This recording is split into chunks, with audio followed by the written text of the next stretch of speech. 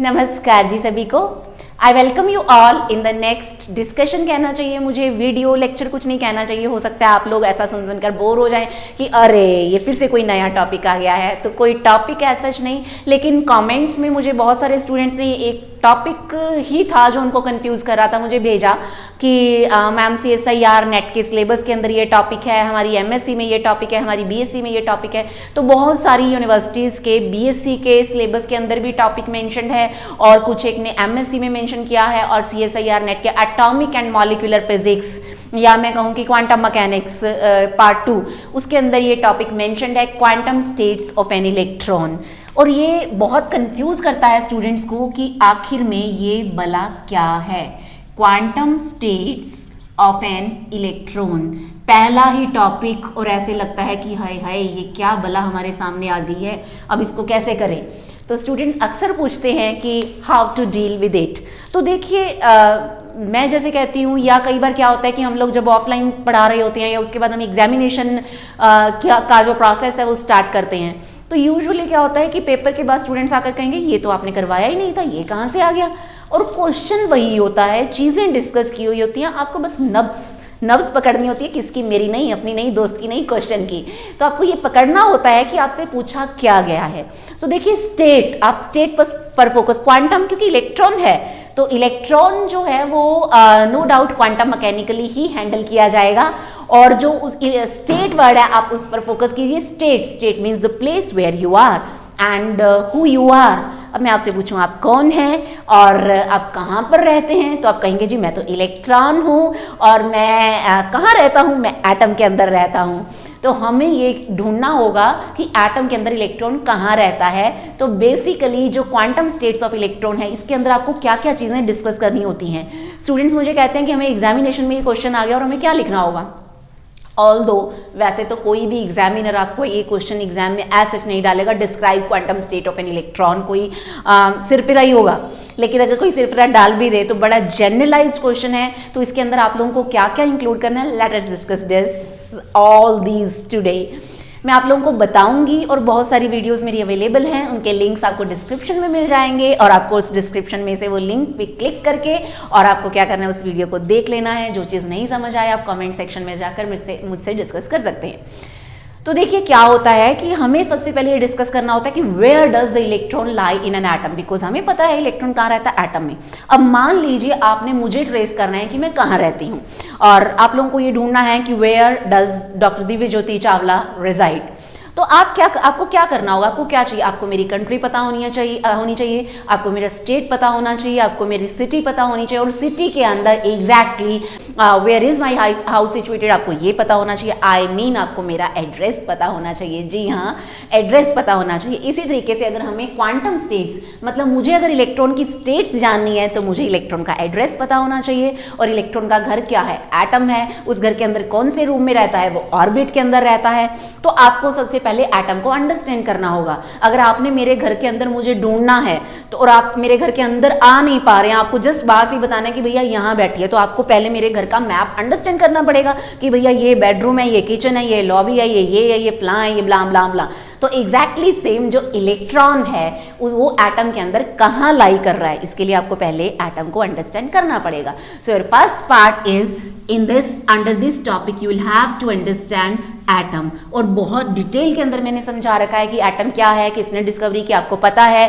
Atom की discovery का credit भले ही हम डाल्टन महाशय को देते हैं, तो डाल्टन दादाजी ने ये नहीं किया था। This was first time described bye महर्षि कणाद, मेरा भारत महान। तो देखिए डिस्कशन जो है वो मैंने एक वीडियो के अंदर सेपरेट कर रखी है और लिंक डिस्क्रिप्शन में, आप लोग वहाँ जाकर देख सकते हैं कि एटम क्या है, कैसे इसकी डिस्कवरी हुई। लेकिन यहाँ पर under the category of this topic आपको एटॉमिक मॉडल्स डिस्कस करने हैं, और आपको पता है कि सबसे पहला मॉडल इस कैटेगरी के अंदर आता है थॉमसन महाशय का, Thomson's model of atom, plum pudding model, watermelon model. पानी आया वाटरमेलन के नाम से।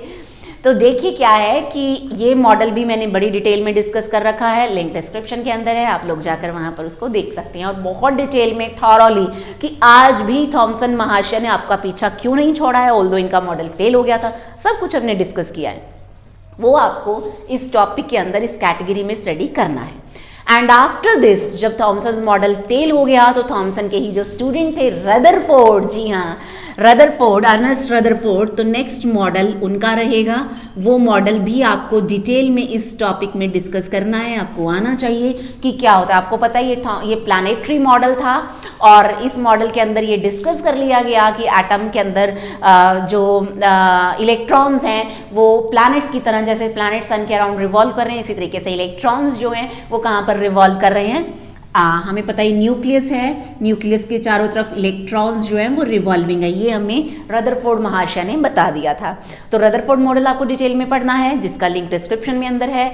और रदरफोर्ड मॉडल के बाद we can talk about Bohr's model, जिसको पढ़कर आप अक्सर बोर हो जाते हैं। आप कहते हैं कि नाइल बोर तो बोर ही करते हैं, तो ऐसा कुछ नहीं है, ये बोर नहीं करते हैं। बोर्स मॉडल भी आपको डिटेल में आना चाहिए इस टॉपिक के अंदर। Speed of electron, energy of electron, binding energy, spectrum of जो है ट्रांजिशंस जो है इलेक्ट्रॉन्स की, कौन सी अलाउड है कौन सी फॉरबिडन है।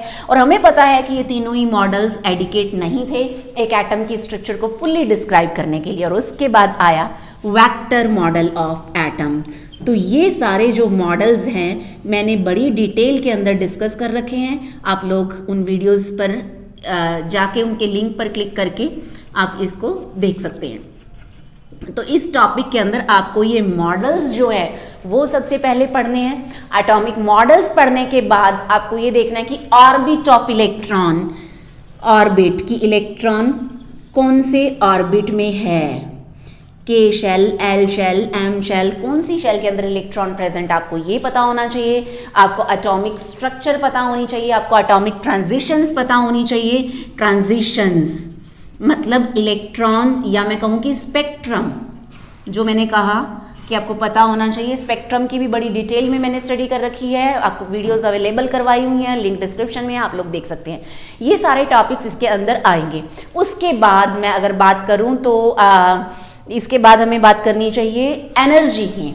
So next you should talk about energy of electron, जो कि आपको मेजर एड्रेस देगी कि वाकई इलेक्ट्रॉन का जो चोर है नाम का वो कहाँ छुपा बैठा है एटम के अंदर। आजा आजा बाहर आजा, आजा, ऐसा मत करने लग जाइए। और आपको पता है कि जो energy it gives you the address of electron actually, कि फर्स्ट ऑर्बिट के अंदर है तो इलेक्ट्रॉन की इतनी एनर्जी है, सेकंड के अंदर है इतनी। आपको पता है हाइड्रोजन एटम के अंदर -13.6/n² इलेक्ट्रॉन वोल्ट की वैल्यू की जो एनर्जी है वो इलेक्ट्रॉन लेता है। तो ये जो सारी चीज़ें डिस्कस करने के बाद आपको बात करनी होगी क्वांटम नंबर्स की। अंडर द सेम कैटेगरी आपको क्वांटम नंबर्स की भी डिटेल्ड स्टडी करनी होगी। क्वांटम नंबर्स, और मुझे नहीं लगता ये किसी भी साइंस स्टूडेंट्स को टॉपिक नहीं आता होगा। तो जो क्वांटम नंबर्स हैं ये आपको पता है, there are 4 quantum numbers. Principal quantum number जो हमें बाहर बाहर का पता बताता है, जो हमें ये बताता है कि कंट्री कौन सी है। और उसके बाद मैं बात करूँ कि प्रिंसिपल क्वांटम नंबर हो गया। प्रिंसिपल क्वांटम नंबर के बाद आपको पता है आ जाता है एंगुलर मोमेंटम क्वांटम नंबर, और या जिसको हम ऑर्बिटल क्वांटम नंबर भी बताते हैं, जो कि हमें बताता है कि कौन से ऑर्बिटल में प्रेजेंट है, कहाँ पर एक्चुअली है, उसका घर कहाँ है, घर के अंदर वो कहाँ पर है। और उसके बाद मैग्नेटिक क्वांटम नंबर है जो हमें स्पेस क्वांटाइजेशन के बारे में बताता है। And in the last you talk about spin quantum number, जो हमें इलेक्ट्रॉन के स्पिन की बात करके बताता है। तो ये जो चारों होते हैं, ये चारों quantum numbers they give you the complete address of electron. अब few principles govern the location of electrons and these quantum numbers, और वो principles जो होते हैं those give you the specific state of electron।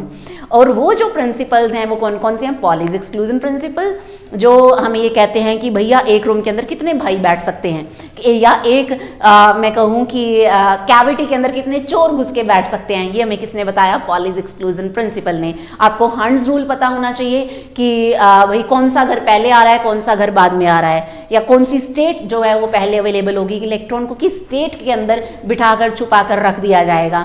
This was given by Hund's rule and after that you will have to write electronic configuration. ये सारी बातें आपको इसी quantum state of electrons topic के अंदर स्टडी करनी है। अब चलिए आगे इसके बाद कहानी में आपको क्या पढ़ना है हम लोग ये डिस्कस करें। तो अब बात आती है कि ये जो मैंने अभी बात करी ट्रांजिशंस की, स्पेक्ट्रम की, तो स्पेक्ट्रम के अंदर किस किस चीज़ की बात इस टॉपिक के अंदर की जाए।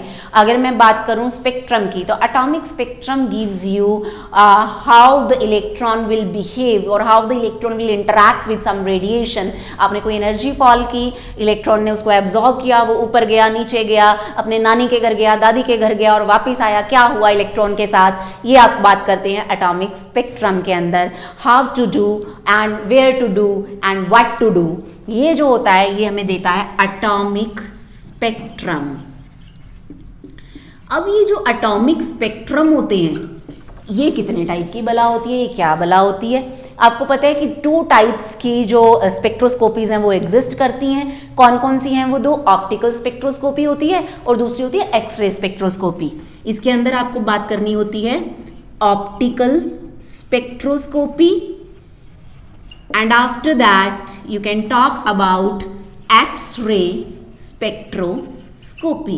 Spectro means spectrum, आपको पता है basically the graph of intensity versus frequency और इंटेंसिटी वर्सेस वेवलेंथ और इंटेंसिटी वर्सेस एनर्जी। स्पेक्ट्रम की कि क्या है क्या नहीं है बहुत ही डिटेल में मैं फिर कभी डिस्कस करूंगी, आप लोगों को पता होगा क्योंकि इस टॉपिक की डिमांड बहुत थी कि इसको लेकर आइए, तो I am today here with this topic.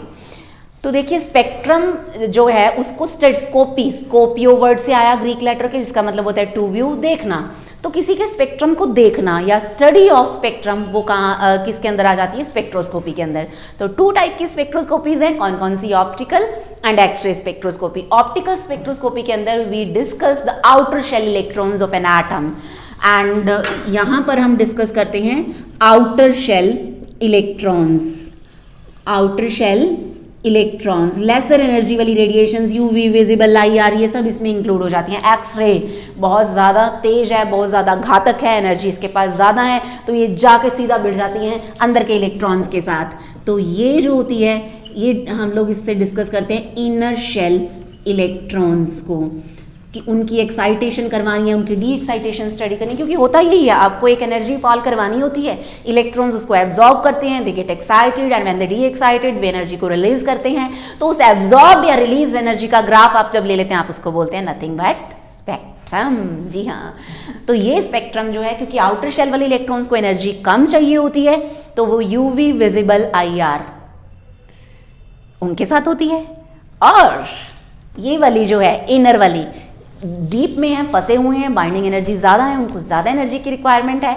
और यहाँ पर हम लोग बात करेंगे किसकी? एक्सरेज की। सो एक्सरे स्पेक्ट्रोस्कोपी हो गई है और साथ ही साथ हो गई है ऑप्टिकल स्पेक्ट्रोस्कोपी। और इन सारी स्पेक्ट्रोस्कोपी से हम लोग इलेक्ट्रॉन के एंगुलर मोमेंटम, उसका मैग्नेटिक मूवमेंट और उसकी मैग्नेटिक बिहेवियर, इन सारी प्रॉपर्टीज़ की स्टडी करते हैं। और distribution of the stages, distribution of states, distribution of energies, ये सारा कुछ आपको इस टॉपिक के अंदर लेना होता है। तो भूलिए मत कि एक सिंगल टॉपिक नहीं है, it is combination of all these terms. और लॉट ऑफ जो टर्म्स हैं वो सारी मैंने ऑलरेडी यूट्यूब पर शेयर कर रखी हैं, उनके लिंक डिस्क्रिप्शन में, आप लोग वहाँ पर जाकर देख सकते हैं। और इसके बाद हम मिलेंगे किसी और खूबसूरत से टॉपिक के साथ जो आपको परेशान कर रहा होगा ऐसे टॉपिक के साथ। Thank you so much.